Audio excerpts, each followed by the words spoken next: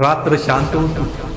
किल्ल्यावर फक्त मशालींचा प्रकाश. एका कोपऱ्यात एक तरुण मावळा बसला होता, हातात तलवार पण डोळ्यात भीती.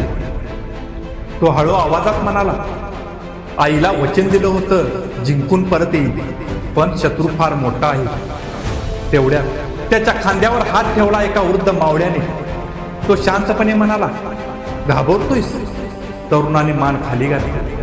वृद्ध हसला आणि म्हणाला, डोळे मीट आणि आठव आपले गुरु कोण आहेत. क्षणभर शांतता. ज्यांनी अन्यायासमोर कधी मान झुकवली नाही, ज्यांनी संकटातील स्वराज्याचं स्वप्न सोडलं नाही, ते म्हणजे छत्रपती शिवाजी महाराज. तरुणाच्या डोळ्यात चमक आली, हाताची पकड घट्ट झाली.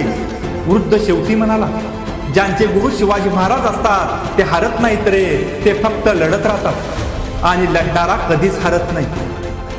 दुसऱ्या दिवशी सूर्योदय झाला आणि त्या तरुणाने रणांगणात इतिहास घडवला.